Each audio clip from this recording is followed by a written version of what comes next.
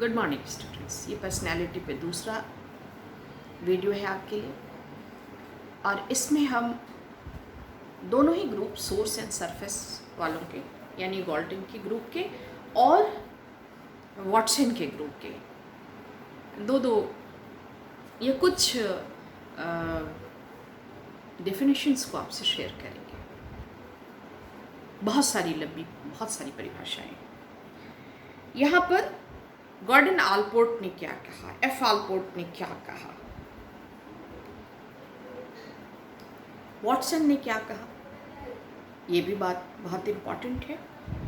Watson ने कहा कि personality is the sum total of, योगफल है, योगफल की बात करते हैं, habit and habit system observed over a long period of time to give reliable information। Watson का यही कहना है, इन्होंने योगफल माना है। Personality is the sum total of habit and habit system observed over a long period of time to give reliable informations। ये Watson का कहना है। Pure environmentalist, habit and habit system. इसी में आपको मैं यहाँ पे बताऊँ गथरी की परिभाषा। ये इस खेमे के, इस कैंप के आदमी रहे, वॉटसन के कैंप के आदमी। And he is I think कि जो इनका कॉन्सेप्ट था वो बिहेवियरिस्ट कॉन्सेप्ट था और बिहेवियर को ही अपने सारे पर्सनैलिटी के जितने फैक्टर्स हैं उनके लिए, सारी चीज़ों के लिए वही मानते थे। तो पर्सनैलिटी कंसिस्ट्स ऑफ, ये गथरी की परिभाषा, पर्सनैलिटी कंसिस्ट्स रखती है of those habits and habit systems of social importance, only the social importance, that are stable and resistant to change। यहाँ पे हम उस बहस में पढ़ना नहीं चाहते हैं, लेकिन यही गथरी सारी चीज़ों को लर्न्ड कहते हैं। हम लोग कभी फिर बात करेंगे किसी दूसरे वीडियो में। एक और इन्वायरमेंटलिस्ट की परिभाषा हम आप लोगों से शेयर कर लें तो यहाँ पे या दैट्स इनफ। मॉर्टन की परिभाषा को हम आपसे शेयर कर सकते हैं। तो पर्सनैलिटी, मॉर्टन भी इसी ग्रुप में आते हैं। मॉर्टन की परिभाषा है कि personality is the sum total of all the biological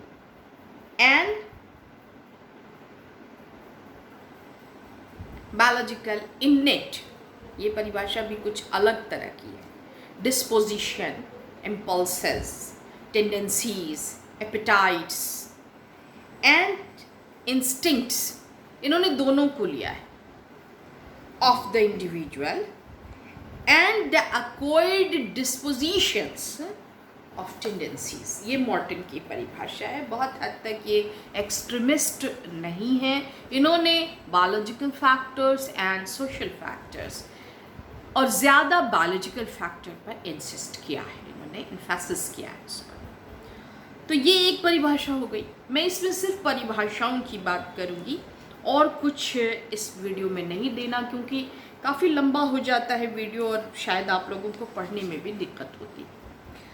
JW Allport की परिभाषा में आप लोगों को यहाँ पर एक दूसरी श्रेणी, जो बीच की श्रेणी, जो बीच की श्रेणी है, उसमें जिसने एक समझौते का रास्ता निकाला, उसमें जो उन्होंने कहा, एक आलपोर्ट ने एक परिभाषा बड़ी छोटी सी दी कि the same fire melts the butter and harden the egg. ये डिटरमिन करता है सोर्स से हमको क्या मिल रहा है और सरफेस पे हम उसको क्या दे रहे हैं। इन दोनों से जो है वो आउटकम बिल्कुल बदल जाता है। बटर को अगर हम इन्वायरमेंटल फैक्टर फायर देते हैं तो मेल्ट हो जाता है, पिघल जाता है, और अंडे को हम अगर फायर से कांटेक्ट कराते हैं तो वो कड़ा हो जाता है, बॉइल्ड हो जाता है। तो इन्वायरमेंटल फैक्टर, जेनेटिक फैक्टर, दोनों के प्रोडक्ट से क्या आउटकम आएगा, इस पर इन्फेसिस करते हैं GW अल्पोर्ट, एफ अल्पोर्ट जो हैं ये लोग का। इंटरवीनिंग वेरिएबल्स की बात भी वो लोग करते हैं। तो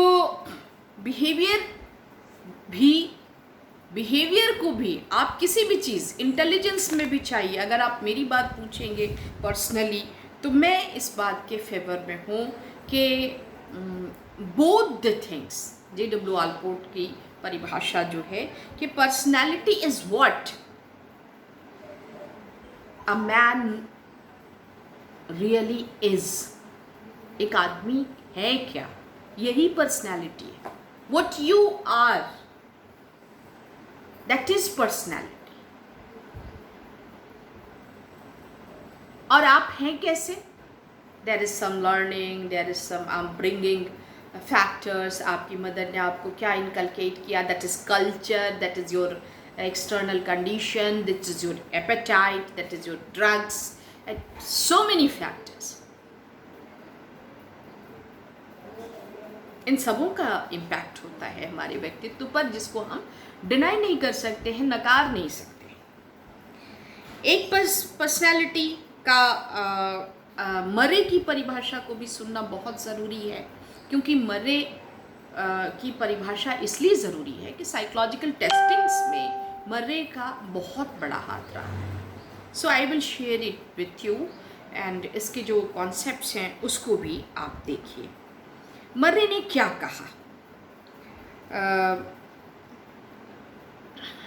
यू लिसन दिस।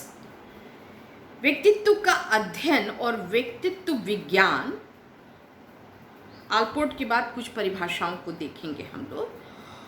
जन्म से मृत्यु तक मस्तिष्क में होने वाली समस्त संगठित शासकीय क्रियाओं की श्रेणी ही व्यक्तित्व है, जन्म से लेके मृत्यु तक। यूनियन लर्निंग को खींच लिया इसमें। इसका इंग्लिश में by personality is meant those relatively enduring traits and dispositions of the individual that have over time gelled into a pattern that distinguishes him from other individuals. ये परिभाषा आपको सैरनॉफ की है। मैंने मरे की परिभाषा पढ़ना था तो मैं उसको भी पढ़ देती हूँ। Personality is the entire sequence of organised governmental process. ये वर्ड बिल्कुल जो आपके शासकीय, जो मस्तिष्क के आप कंट्रोल में, आपके हर व्यवहार को कंट्रोल करता है, ये बहुत मैटर करता है पर्सनैलिटी में। Personality is the entire sequence, पूरा एक सीक्वेंस है, एक बना हुआ of organised governmental process in the brain from birth to death. ये मरे का कहना है। यानी उन्होंने दोनों ही फैक्टर्स को, अल्पोर्ट की परिभाषा के बाद स्टैनफोर्ड की परिभाषा आई, सैरनॉफ की, और मरे की परिभाषा आई। मरे इसलिए इम्पॉर्टेंट है कि साइकोलॉजिकल पर्सनालिटी टेस्टिंग्स में उनका बहुत योगदान है। सो बायरनी की परिभाषा आई, बायरन की परिभाषा भी आई। तो ये लोग सभी बहुत इम्पॉर्टेंट रहे। अच्छा, गिलफोर्ड की परिभाषा को भी मैं मेंशन करना चाहूँगी, बट इस वीडियो में इतना टाइम नहीं है। I will include this 1 minute में। गिलफोर्ड की परिभाषा, उन्होंने क्या कहा? गिलफोर्ड ने अपनी परिभाषा में कहा कि व्यक्तित्व तक पहुंचाने वाली तार्किक कुंजी हमें व्यक्तिक भिन्नताओं से ही मिलती है, अतः किसी का व्यक्तित्व उसके विशेषकों का अपूर्व प्रतिरूप है। ट्रेट्स को उन्होंने ले लिया। It is in individual difference that we find the logical key to personality. An individual's personality then is his unique pattern of traits की बात उन्होंने की, और यही चीज़ उन्होंने इंटेलिजेंस में भी दिखाया, और यही चीज़ उन्होंने ट्रेड पर्सनैलिटी थियोरी में भी दिखाया। इन सारी चीज़ों में ट्रेड को मेज़र करने की बात उन्होंने की। तो यहाँ तक हम इसमें मैंने बहुत सारी परिभाषाओं को आपसे शेयर किया।